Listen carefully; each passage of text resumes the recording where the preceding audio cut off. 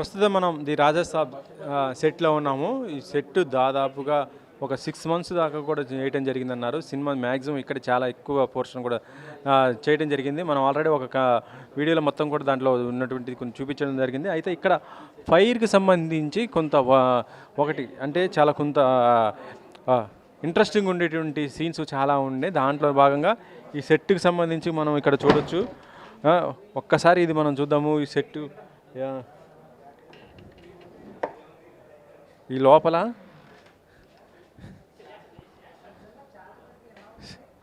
చేతబడి చేస్తే ఎలా ఉంటుందో అలా మొత్తం. అంటే మనం ఒకప్పుడు సినిమాలు చూసేవాళ్ళం, సీనియర్ ఎన్టీఆర్ సినిమాలు చూసాం కదా. అలాంటి సినిమాల్లో అయితే ఎలా ఉంటుందో ఇక్కడ మొత్తం కూడా చూడొచ్చు. అంటే దేవుళ్ళకి అంటే కాళీమాతకి ఎలా బలిస్తారో అట్లా అలాంటిది మొత్తం కూడా ఇక్కడ ఉంది. మరి ఈ సినిమాలో ఏం రివీల్ చేస్తారు ఏంటి? మన చుట్టూ కూడా ఫైర్ కూడా పెట్టడం జరిగింది. ఇదంతా అంటే ఇది ఎన్ని రోజులు మరి ఇక్కడ షూటింగ్ జరిగిందో కానీ మొత్తానికైతే చాలా రిచ్ లుక్తో పాటు చాలా హైలైట్గా ఉండటం కూడా మనం చూడొచ్చు. ఇంత సినిమాకి సంబంధించి మొత్తం కూడా దీంట్లో కీలకమైనటువంటి సన్నివేశాలు ఇందులో చిత్రీకరించినట్టుగానే తెలుస్తుంది. మరి ఇందులో ఎవరెవరు ఇక్కడ సన్నివేశాల్లో పాల్గొన్నారు? ఎందుకంటే సంజయ్ దత్ కూడా ఉండటం కూడా జరిగింది.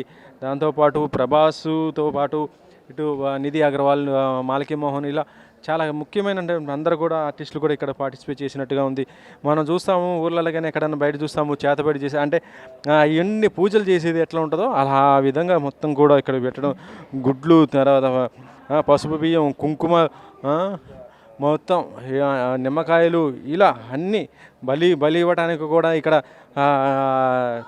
పెట్టినట్టుగా ఉంది. ఇదంతా కూడా మనం చూడొచ్చు. ఈ పుర్రెలు అంటే రియలిస్టిక్గా ఉంది. అంటే ఆర్ట్ డిపార్ట్మెంటు చాలా పకడ్బందీగా మొత్తం కూడా చేయడం జరిగింది.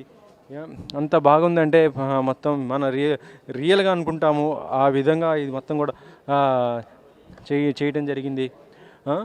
సినిమాలో మరి దీనికి సంబంధించి ఎంతవరకు కనిపిస్తుందో అనేది మనం చూద్దాము.